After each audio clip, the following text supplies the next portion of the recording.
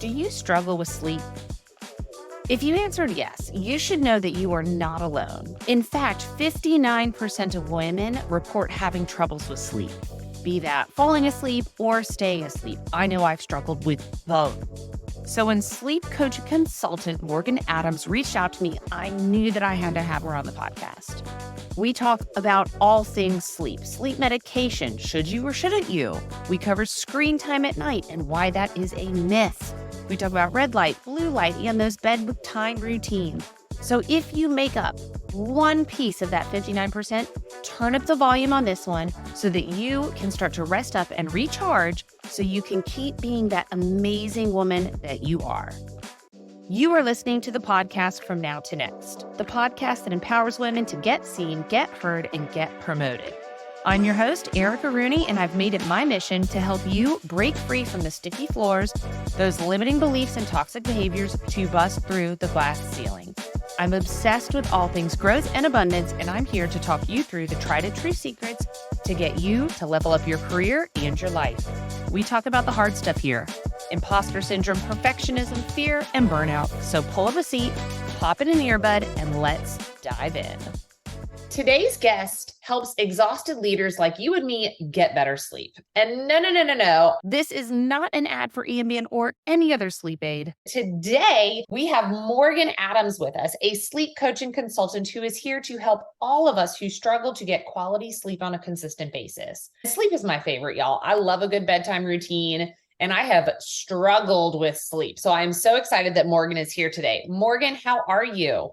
I am good. Thank you for inviting me on. I am just thrilled to be here chatting with you about my favorite topic ever, sleep. So I love to sleep. We're two peas in a pod. My bed is my favorite place, but I have never heard of a sleep coach before. So I want to hear, what is your story? Well, there are not a whole lot of sleep coaches out there, but there are more coming. But my sleep story really started back 18 years ago when I was having a huge bout of insomnia that really surfaced because of a struggle in a romantic relationship. But the problem with my sleep at that point was that I had something called sleep onset insomnia, which basically means you have a really hard time falling asleep. And I would lie in bed at night, most nights, for 2 hours waiting for sleep to happen. And I grew very frustrated. And so I went to my family doctor and shared my issue, and I was prescribed Ambien. And I thought, well,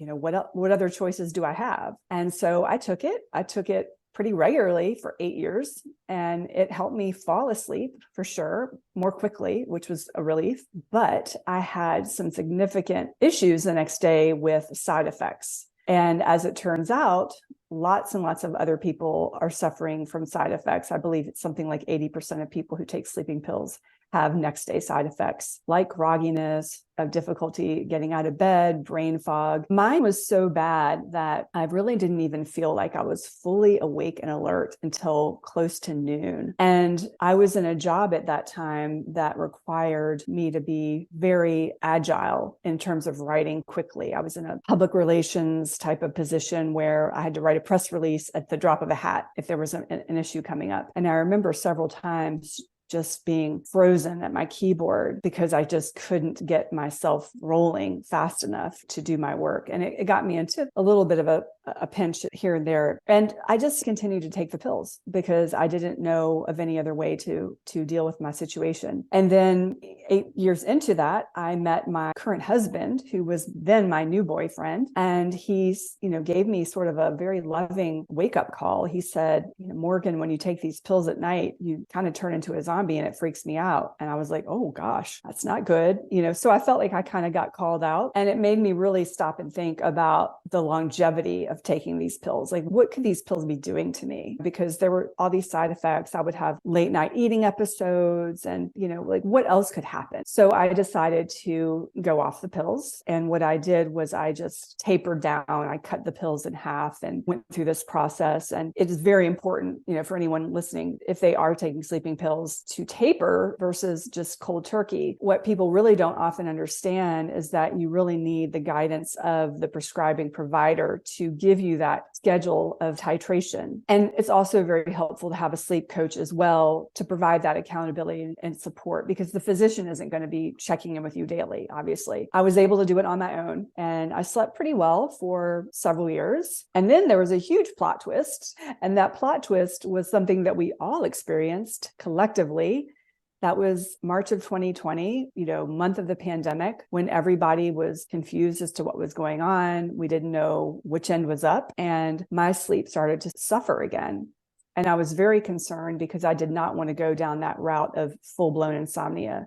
So I started to Google sleep, how to sleep better, and I finally got my sleep back on track. I got an Oura ring to track my sleep, and things picked up quickly. What I ended up doing was just kind of getting really fascinated with the concept that we could very quickly change the trajectory of our own sleep and make it better. So I just started organically sharing what I was doing with people on Facebook. And I was really shocked to learn that a lot of people were struggling at the same time that I was. And I knew I wanted to help people with health. I just didn't really know how. And the sleep thing just gelled for me. I was like, okay, I'm really interested in sleep. I want to help women with their health. Sleep is the ticket. And then in 2021, I launched this sleep coaching practice. So I have been extremely passionate in the past 2+ years about helping women mainly get better sleep, overcome insomnia, and to not be reliant on sleep aids. So it's been quite a journey for me. So that's how I got here. Well, I think it's so important because a lot of people don't talk about it. They just assume it's natural to really not have good sleep ever. And Right. especially women who have kids, they're like, well, I worry. And the kids wake me up and like, this is just going to be my life now for the next 20 years. And so we rely on sleep aids. And like, I have taken sleep aids before. I've taken Ambien before. And the scary thing about that is you talked about some of the side effects, but like some people get into their cars and they drive and they don't even know it.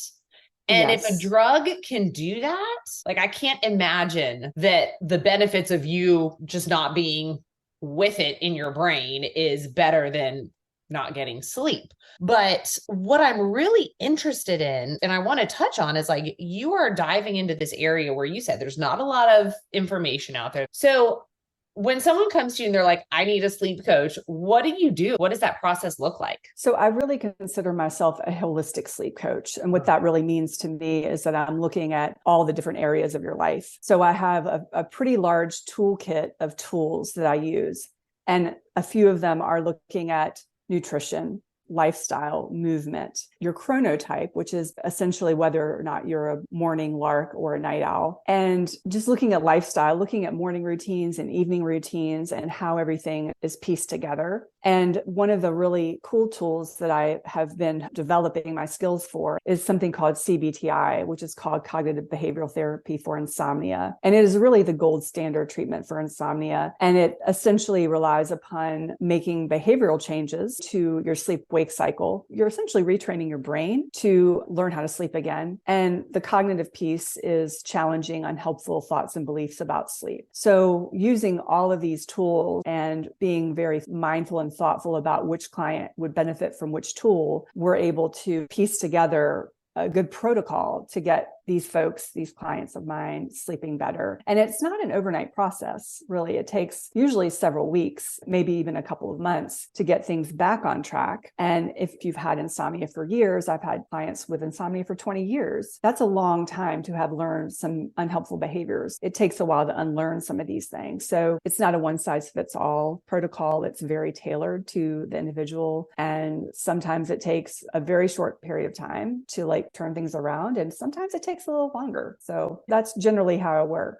Yeah, this is fascinating for me because I fully subscribe to the cognitive behavioral therapy model and being able to mold your brain and change your brain. But I have never in my life thought about applying that to sleep. I've thought about applying it to all the other sticky floors in the world, right? Imposter syndrome, perfectionism, burnout, but never sleep. So dive in on that one for me for a little bit. And if I'm somebody and I have all these terrible sleep practices, look, we'll talk about my sleep practices. I feel like I got it down now a little bit, but before I would drink a bottle of wine, right? To help me fall asleep, air quote.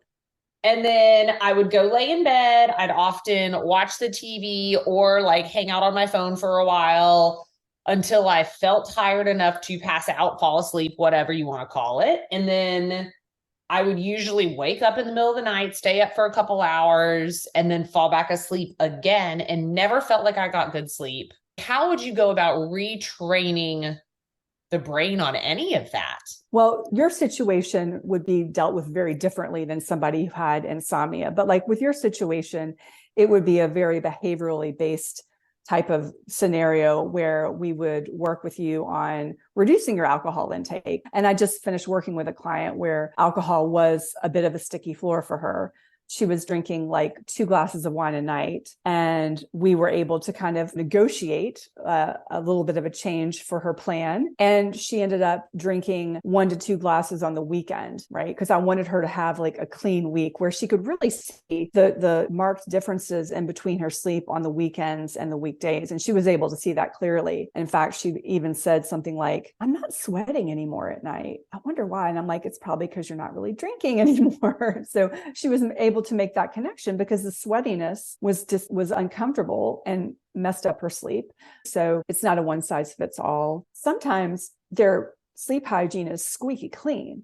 They are doing all the things. They're not drinking. They're eating really clean, but they're still not able to sleep because they have something called hyperarousal, which is when your brain is kind of working overtime. So CBTI is really something that is more behaviorally based. And one of the sleep doctors who I have learned from describes CBTI in like the most brilliant way, because a lot of times people think CBTI means therapy, because this doctor said CBTI for insomnia is more like potty training and less like therapy. So I thought that was pretty brilliant because most of the changes that you're making are behavioral in nature.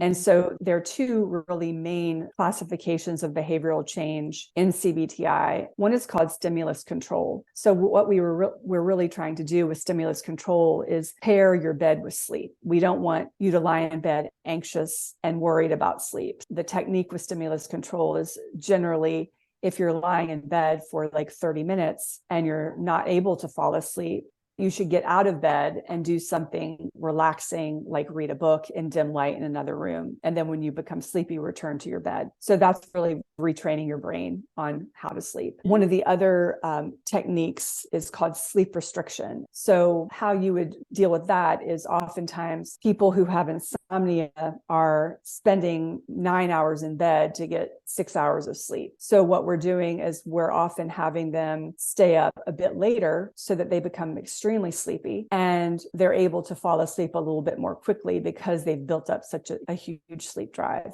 That reminds me of when I sleep trained my infant. Yeah. And I have this picture where he looks so exhausted, but I was like, I'm going to keep him up because the book said I needed to keep. And I mean, he was sleep trained. He was sleeping through the night by the time I went back to work. But that is exactly what that reminds me of. Well, so essentially those are the 2, main types of techniques that are used on the behavioral side of CBTI. And it's a very evidence-based practice. It's been around since the 80s. So it's pretty effective for most people. So let's talk about screen time, because I hear this all the time about how you should not have your phone in your room. Any kind of blue light is really going to mess with your brain. But for the life of me, I've got to have it. It's got to be there. So the blue light is not great for us because it suppresses the melatonin we need to have at night. So I recommend blue blocking glasses to a lot of my clients. So if they are using a screen in the evening, it can help mitigate that blue light exposure and block it. Now, there is some debate as to how effective the blue light blocking glasses are because we all have our individual differences. So, for example, even the thinness of our eye skin could contribute to how sensitive we might be to blue light. But I recommend the blue light blocking glasses sort of out of abundance of caution.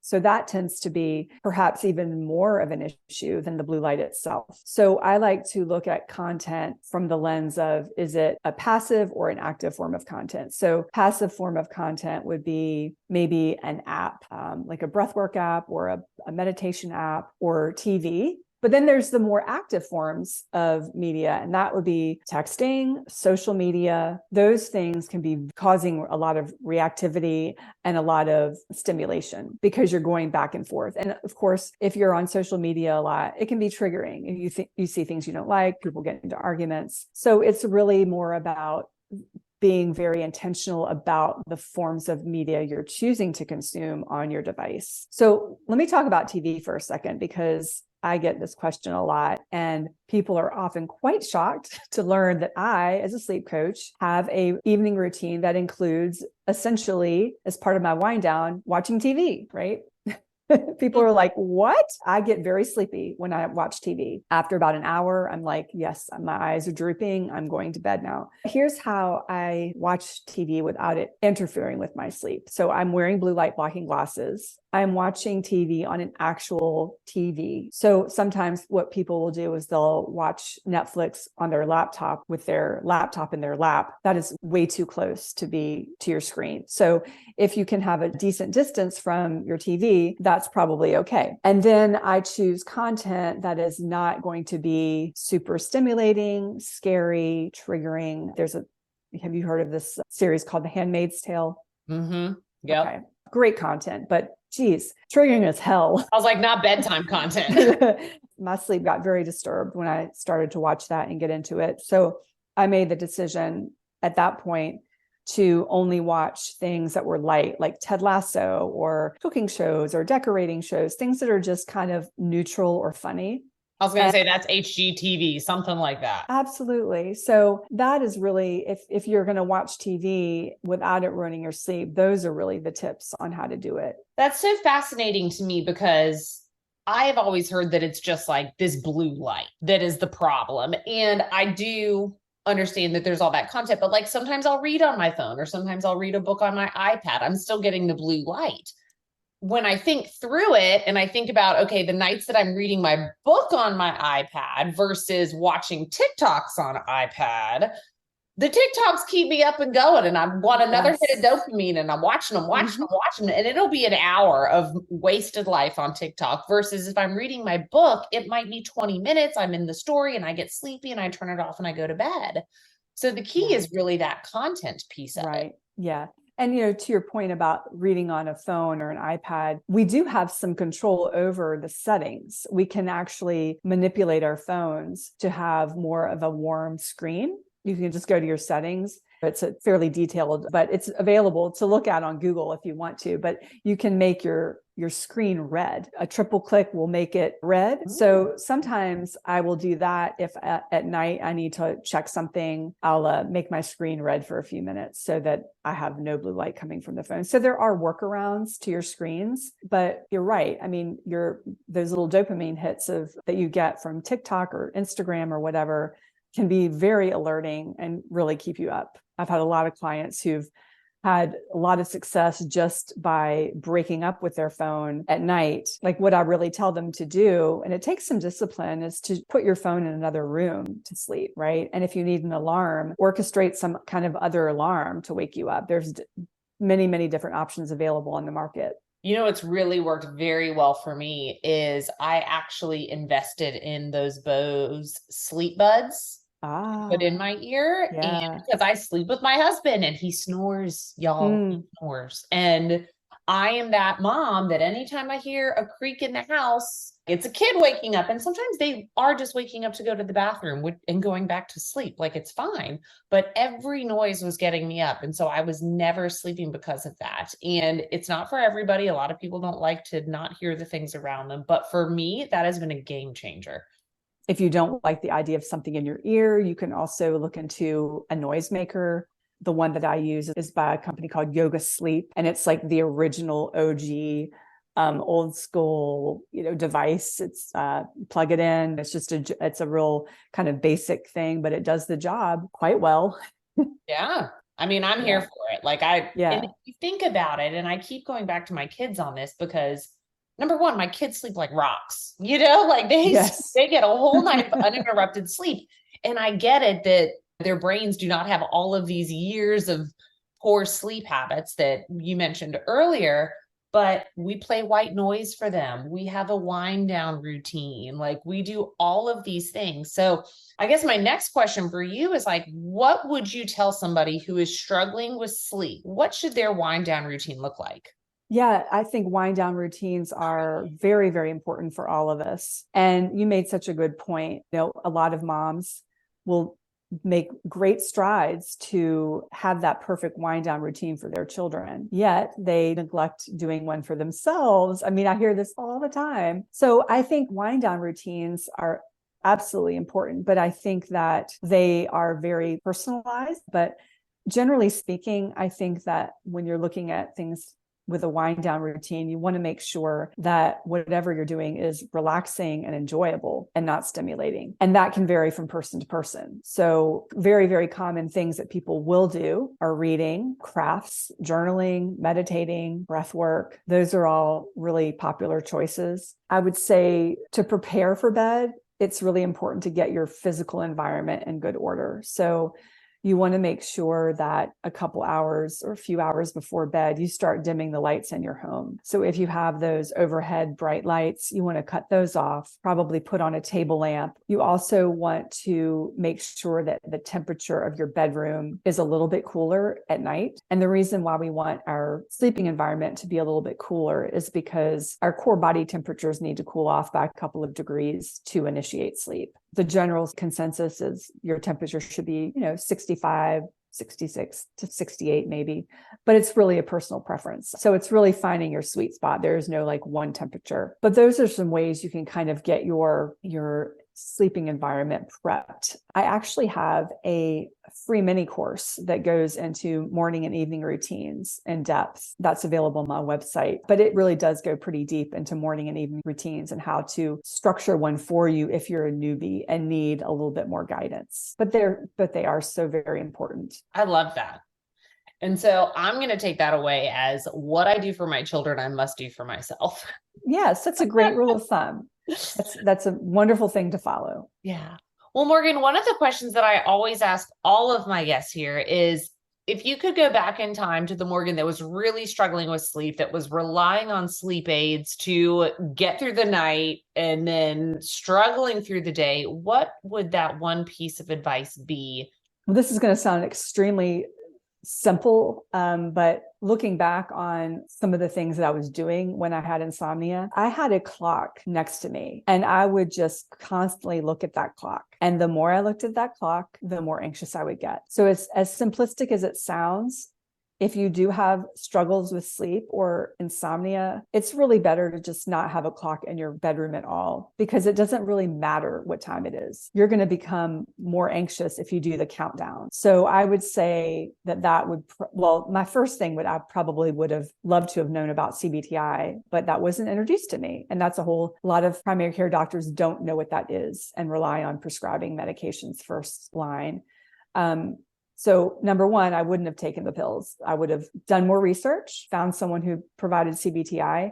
Sleep coaches didn't exist back then. And then, secondly, I would have just completely chucked that clock and not have been looking at it during the night. Well, that resonates because I remember sometimes waking up and being like, please only let it be midnight or something like that. Yes. And would look, and then I would be stressed because it was 3 a.m. And I was like, I'm not going to get enough sleep. Yes, that's the exact same scenario that it would play out in my head. It really does us no good to see what time it is. That's a good, solid piece of advice. Yeah. Well, Morgan, I'm going to link your free mini course so that anybody who wants help with their wind down routines, they can access it, they can find you. But where else can people get in touch with you? Yes. Well, I am pretty active on Instagram. My handle is morganadams.wellness. I do a lot of video content there. And I'm also on LinkedIn quite a bit. I'm under Morgan Adams. You can find me there. I also offer a free sleep clarity call for anyone who's struggling and needs a little bit of support, thinking that they might perhaps want to work with somebody. I will help you get to the root cause on our call and lay out a couple of next steps for you. So you can definitely reach out to me. I love it. That's so awesome. Well, Morgan, thank you so much. Thank you so much. Did you learn anything today about sleep that just really surprised you? I knew that little tidbit about screen time was so refreshing for me to hear.